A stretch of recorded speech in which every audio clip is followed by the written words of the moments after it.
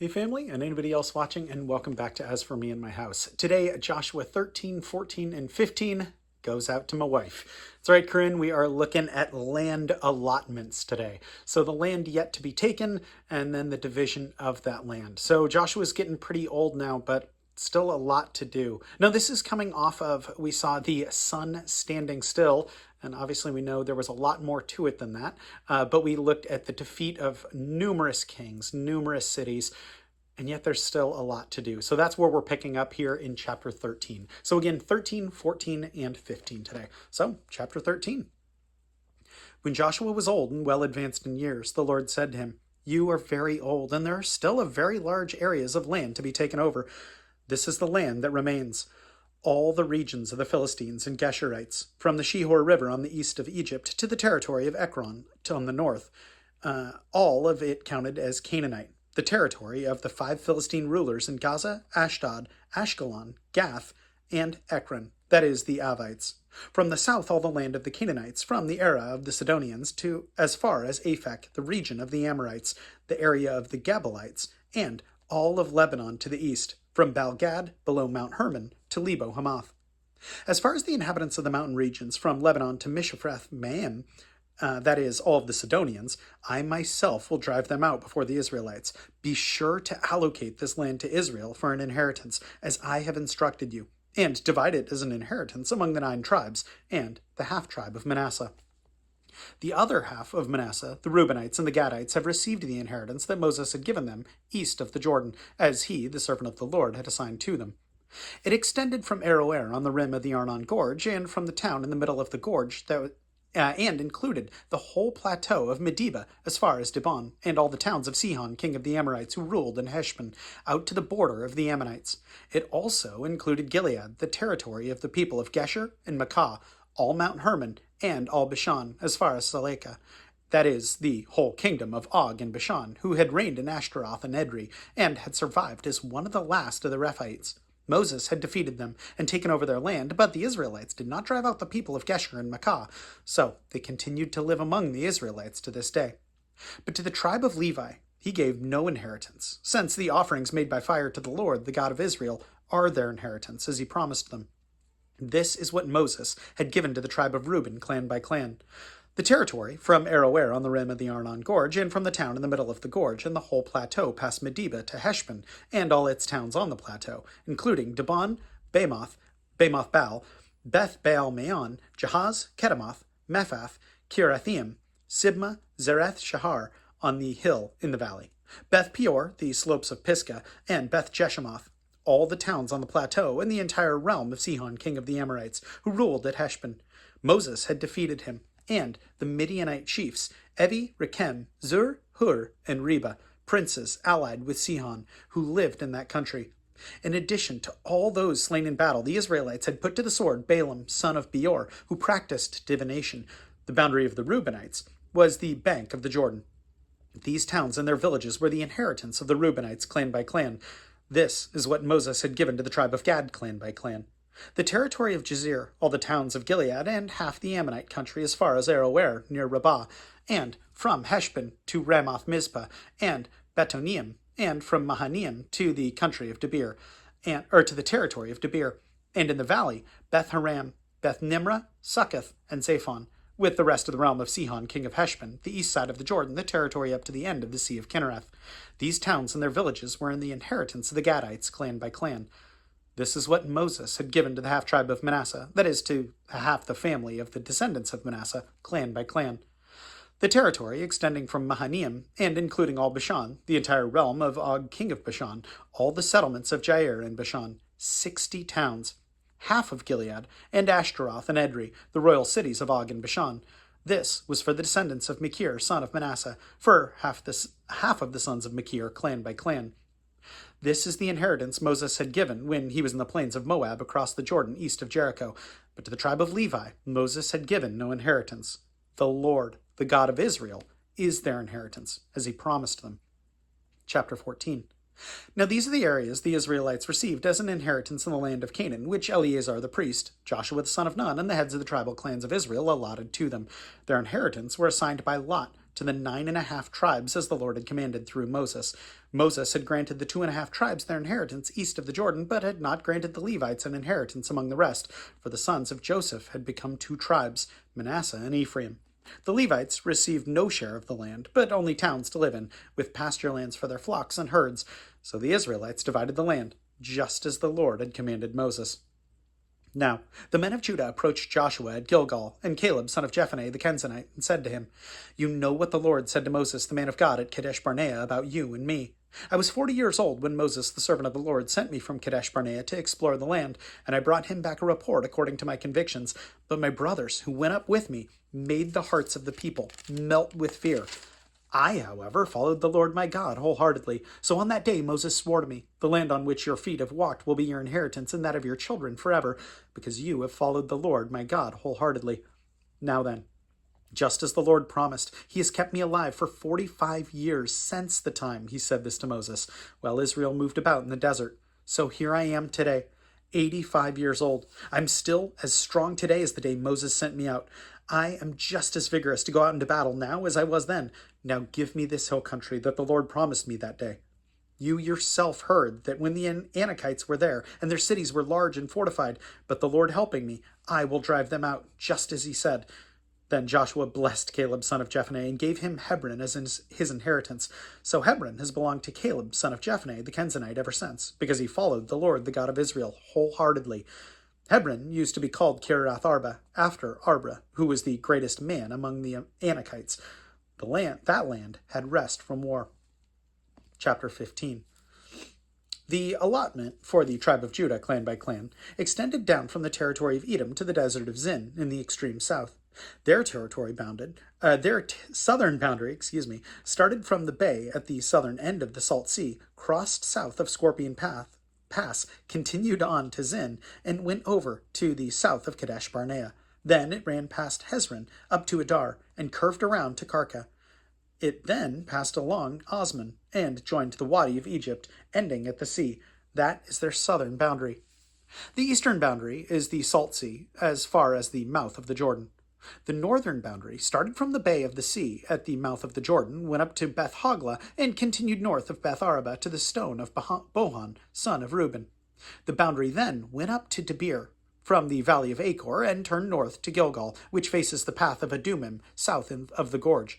It continued along the waters of En Shemesh, and came out at En Rogel. Then it ran up the valley of Ben Hinnom, along the southern slope of the Jebusite city, that is, Jerusalem. From there it climbed to the top of the hill west of the Hinnom Valley at the northern end of the valley of Rephaim. From the hilltop, the boundary headed toward the spring of the waters of Nephtoah, came out the towns of Mount Ephron, and went down toward Bala, that is, Kiriath Jearim. Then it curved westward from Bala to Mount Seir, ran along the northern slope of Mount Jearim, that is, Kesalon, continued down to Beth Shemesh, and crossed to Timnah. It went to the north slope of Ekron, turned toward Shekeron, passed along to Mount Bala, and reached Jabneel. The boundary ended at the sea. The western boundary is the coastline of the Great Sea. These are the boundaries around the people of Judah by their clans. In accordance with the Lord's command to him, Joshua gave Caleb son of Jephunneh a portion in Judah, Kiriath Arba, that is, Hebron. Arba was the forefather of Anak. From Hebron, Caleb drove out 3 Anakites, Sheshai, Ahiman, and Talmai, descendants of Anak. From there he marched against the people living in Debir, formerly called Kiriath Sepher, and Caleb said, "I will give my daughter Askah in marriage to the man who attacks and captures Kiriath Sepher." Othniel, the son of Canaan, Caleb's brother, took it. So Caleb gave his daughter to Askah to him in marriage. One day, when she came to Othniel, she urged him to ask her father for a field. When she got off her donkey, Caleb asked her, "What can I do for you?" She replied, "Do me a special favor. Since you have given me land in the Negev, give me also springs of water." So Caleb gave her the upper and lower springs. This is the inheritance of the tribe of Judah, clan by clan. And the southernmost towns of the tribe of Judah in the Negev toward the boundary of Edom were Kabzeel, Eder, Jegar, Kinnah, Dimona, Adnah, Kadesh, Hazor, Ithnan, Ziph Telem, Belath, Hazor Hadada, Kiyath Hezron, that is Hazor, Amam, Shema, Molada, Hazar Gada, Heshman, Beth Pelet, Hazar Shual, Beersheba, Biziothela, Balath, Iam, Ezem, Elotad, Kazil, Horma, Ziklag, Madmana, Sansana, Leboeth, Shilahim, Ain, and Ramon, a total of 29 towns and their villages. In the western foothills, Eshtoel, Zora, Ashna, Zanoah, Engaineim, Tapuna, Enam, Jarmuth, Adullam, Succo, Azekah, Shariam, Adthiam, and Gedera, or Gederothaim, 14 towns and their villages. Zanan, Hadashah, Migdal Gad, Dilan, Mizpah, Joktheel, Lachish, Bozkath, Eglon, Kaboan, Lahamas, Kitlish, Gederoth, Beth Dagon, Nemah, and Medekah, 16 towns and their villages. Libnah, Ether, Ashan, Iptha, Ashna, Nizeb, Keliah, Akzib, and Marashah, 9 towns and their villages.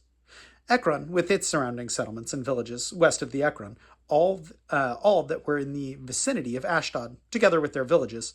Ashdod, its surrounding settlements and villages, and Gaza, its settlements and villages, as far as the Wadi of Egypt and the coastline of the Great Sea. In the hill country, Shamir, Jatir, Succo, Dinah, Kirath Sanah, that is, Debir, Anab, Eshtoma, Aneim, Goshen, Halan, and Giloah, 11 towns and their villages. Arab, Duma, Eshan, Janim, Beth Topha, Ifkah, Humta, Kirath Arba, that is, Hebron, and Zior, 9 towns and their villages. Maon, Carmel, Ziph, Juta, Jezreel, Jokdeam, Zanoah, Cain, Gibeah, and Timnah, 10 towns and their villages. Halhul, Belzer, Gedor, Mazrath, Beth Anoth, and Eltikon, 6 towns and their villages. Kirath Baal, that is, Kirath Jearim, and Rabbah, 2 towns and their villages. In the desert, Beth Araba, Midden, Salekah, Nibshan, the city of the Salt Sea, and Engedi, 6 towns and their villages. Judah could not dislodge the Jebusites who were living in Jerusalem. To this day, the Jebusites live there with the people of Judah. So forgive some of the butchering of those towns and names. But looking at this, I thought it was interesting because I don't know why, but there's that scene in, what is it in? Parks and Rec. There's that scene in Parks and Recreation where the main character is trying to create ramps for the elderly in their town. And she says, oh yeah, stairs are a young man's game. So I'm making all these ramps so all the elderly can use these if they have wheelchairs or anybody who needs them. And so that's her big thing is stairs are a young man's game. And I was thinking about this because we look at now the 2 survivors, right? Caleb, son of Jephunneh, and Joshua, son of Nun, as the 2 survivors, the remaining people of the old city, right? Of the old